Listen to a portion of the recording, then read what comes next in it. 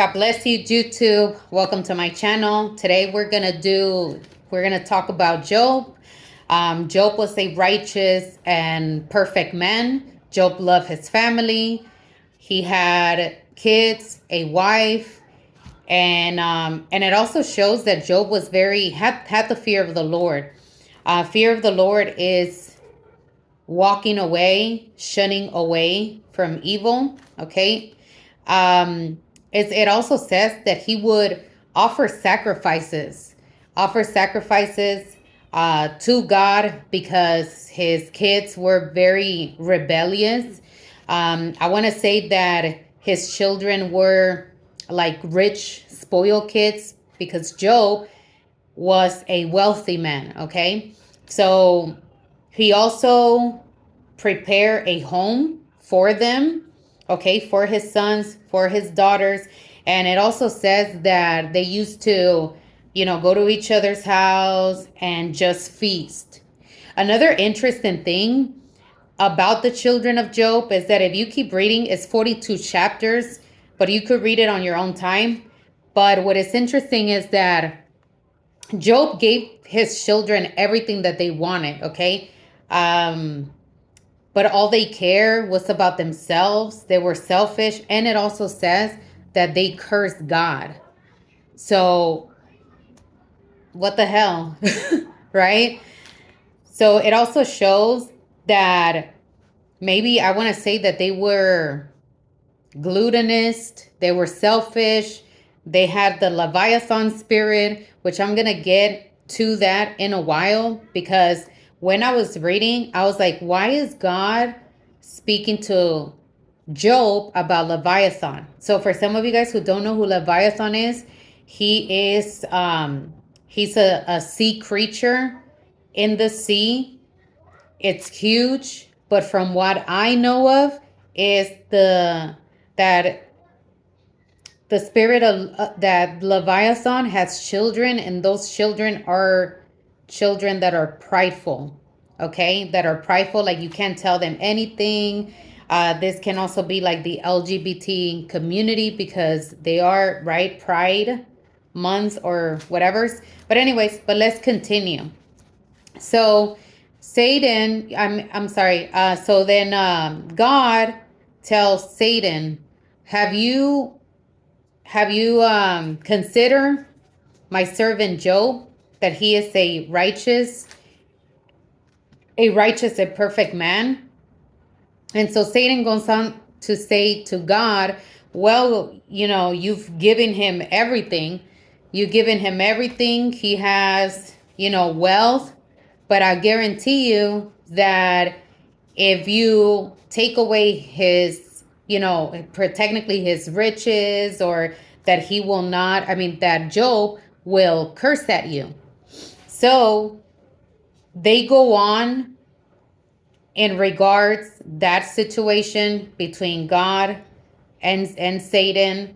Okay, so Satan starts attacking, of course, because he is the devil. He comes to kill, steal, and destroy. That's all he knows. Okay, so he goes and he attacks Job's children. And if you keep reading, their children died. Okay, and then so Job decides to, it grieves him that his children are dying, his flock are dying, his animals are dying. Pretty much his profit, okay, the way that he makes money, it all starts dying down, okay? But yet we see that Job was still a righteous man of God. So Job gets on his knees and he rips I believe he rips or tarnishes his robe, and he shaves himself. Pretty much he's a bald headed, okay? And okay. And then Job starts to kind of like, damn, like I should have never been born. He starts like saying that to himself. I should have never been born. And then he also has a wife, okay, that his wife just says, why don't you just curse God and just die, And then if you keep reading on, there's like 3 friends that Job has. And these three friends, you got to remember, guys, that they used to, have a feast with Job, right? Um, and so these friends, when they start seeing all the troubles that Job is going through, they start murmuring, well, Job, like, dang, you ought to pissed off God. You ought to been doing something that you shouldn't be doing. You're probably sinning. Like, technically, all of his friends, they were like, technically, like, accusing him that he was living in sin, or he had a pissed off God, like God is punishing him and blah blah blah. But we also have to pay attention about the friends, because it also shows that how is it that Job's friends were there for him, right? Like, they were all, oh yeah, like, oh, like, really, Job is calling us, he gonna have another party, ooh, well, or I'm gonna be there, right? But then during bad times, I feel like God is speaking to us, that we got to watch out with the type of friends that we have. Because if you got friends, okay, if you're going through a Job situation, financially, friendship, or you feel like people are leaving you hanging, or they're only there whenever they need something from you, you gotta, I'm telling you, the book of Job will reveal so much, not just in what he went through, but you can also apply it to your life. Amen. So, you got to be careful with the type of friends that you have. If they're just there to, like, hey, can you lend me money? Hey, can I go to your, they're just there to, like, pretty much to hang out with you during good times, but during bad times, right? Like, all of a sudden, like, they can't be there for you. So I feel like the book of Job, it has a lot of wisdom, okay? But also another thing is that when Job starts, like, okay, pretty much his wife tells Job, you should just, like, curse God and then just die. His friends, right? Pretty much his three best friends, they're technically, like, accusing him, like, instead of uplifting him, or encouraging him, or like, oh, hey, Job, like, why don't we just, like, hang out with you, we'll figure it out, you've been there for us, in the good times, so in the bad times, like, you scratch my back, I scratch your back, right? It's like, it's none of that. All right. So it's like Job feels deserted, but yet then he starts to tell God, like, God, like, questioning God, like, why is this happening to me, right? And so the God answers Job. God starts answering Job through a whirlwind. Now, I want to mention, you guys, that back in those days, okay, God was speaking to the Israelites audibly. God was speaking to Adam and Eve audibly. So they had that privilege. And isn't it funny that either way, even when God was speaking to them audibly, they still turned to other idols, like, right? So in 2024, would we be any different? I think not. But anyways, let's keep it moving. That's for another time. So Job, when Job starts like, complaining, God, why is this happening to me? Then God tells Job, gird up your loins like a man, because now I'm going to demand of you that you answer my questions.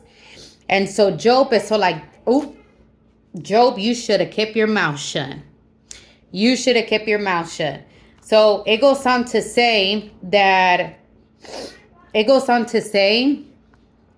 God starts telling Job, well, were you there, Job, when I created the stars?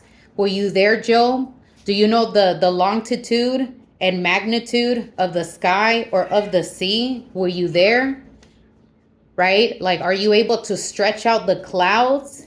Are you able to, are you able to make it rain? Right? Like, are you able, do you know? And so anyway, so it gets very interesting. So, okay. So it asks about Leviathan, and I wrote it down, but it's also here in Job 41. It says, Can you conquer Leviathan? So God is asking Job, can you draw out Leviathan with a hook, or his tongue with a cord which you let down? Can you put on a hook into his nose, or bore his jaw through with a thorn? And then it says, will he make any supplications unto you? Will he speak soft words unto you? Because remember, Leviathan is a huge creature, you guys. It's a huge creature that is under the sea. The only one that can take him down is God, okay? And like I said, I was meditating, like, why would God like talk about Leviathan? Now, Leviathan is a spirit. If you have a prideful spirit, if you are the type of person, or you know someone, maybe it's not you, maybe you know people, when you preach the gospel, they're like, I don't want to hear it. Or like, or they don't, they think that they have no sin to themselves, okay, or they're perfect, right, in their own eyes, or whatever, or they call what is good is evil to them, and what is evil is good. So it's almost as if they have a reprobated mind. You cannot, or these people, they're atheists, agnostics, or they don't believe in God. They believe that everything popped out of nowhere from nothing, right? So yeah, so it was it will open up your eyes, like, why is God talking about Leviathan? So anyways, but you could get delivered from that, okay? And then it also says, will you play with him, with Leviathan, as with a bird, or will you bind him for the maidens? Okay, can you feel his skin with barbed irons, or his head with fish spears?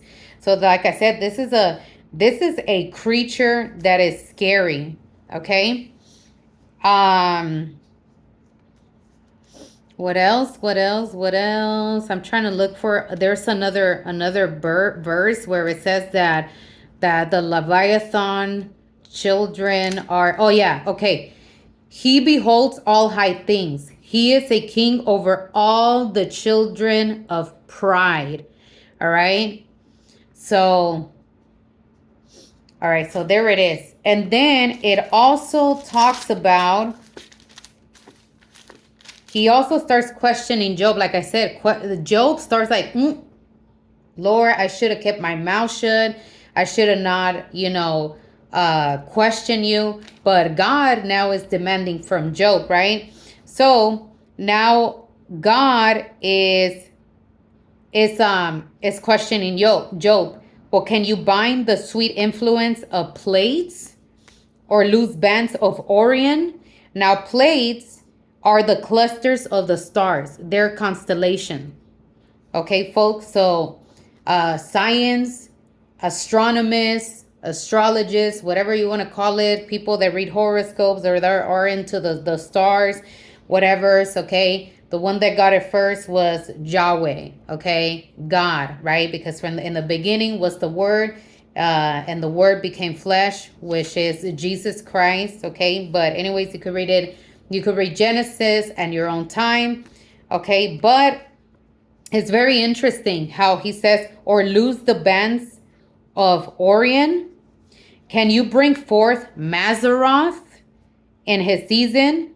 Or can you guide Arcturus with his sons? Now, Arcturus is the bear keeper, is a bright star, right? He also is questioning Job, like, oh, are you able to make it rain? Like, are you like, pretty much God is asking Job technically if he could be a better, I don't know, a judge or something like that, right? But God is righteous. God is merciful, okay? There is no sin in him. And so if you continue reading on, Job humbles himself. Okay, like I said, he's all like, I should have kept my mouth shut, Lord. I shouldn't have not questioned you. He starts getting humble. But it also says that, that after, through the midst of his trials, because Satan was so mad, you guys, that Satan wanted to attack not just his finances, not just, ruin his marriage, not just ruin his prospects, okay, or his friendships that he had, or customers that used to buy flocks from him. Not only did Satan enjoy, like killing his children, right? But he also found that it was very funny, or it was very amused to attack Job with his health. So back in those days, if you had any type of boils, just picture that you had boils, like which Job had boils, like a skin disease where he was scratching all the time. He had boils. There's pus, right? They look like cysts. So during those times, if you had any type of skin disease, you would actually be outcast. Like people were quarantine you, like isolate you, like get away from us. So, but it shows the mercy and the power of God. It shows that no matter what, even if the devil tries to bring you down, at the end of the day, God has the last word. And God, from the beginning, saw Job as a righteous and perfect man. Okay? And Job, his faith was strengthened. Okay? Because whatever was it that he lost, God gave it to Job twice. God blessed Job double. Okay? So that means that whatever was it that he lost, God gave Job double what he lost. So double the profit, double the flocks, double the houses. Okay. He also had children. And when I was reading, it actually said that his daughters, Job's daughters, like they were like, until this day, there was none that were as beautiful as the daughters of Job. Okay. So he also provided double the peace, double the faith, double the love, double the compassion, right? So, yeah. And then it also says, oh, check this out. It also says that his friends, he forgave his friends. His friends were there for him. Once again, they were feasting. They had a great time. But it just, you could learn a lot, okay? You could learn from the mistakes that Job's friends did. They could have had a little bit of mercy, a little bit more compassion, instead of accusing him that he was in sin when he wasn't dwelling in that, okay? And another thing is also this, that if you're going through something, people, even in the church, people may tell you like, oh, well, like you're probably going through this situation because, maybe you're not following God, or maybe you're not being obedient to God, or you're dabbling in sin, but the reality is, once again, that you could be a Job. You could be living a righteous life, okay, a sinless life. Maybe you are such a giving and loving person like Job. Job was very generous, okay? If anything, it's like Job wanted his children to be successful. And maybe he got too carried away because he was spoiling those children. And they didn't want nothing to do with God. They cursed God. They didn't want anything to do with God. All they care. Just think about a 20-year-old who only thinks about himself or herself, partying, drinking, sex,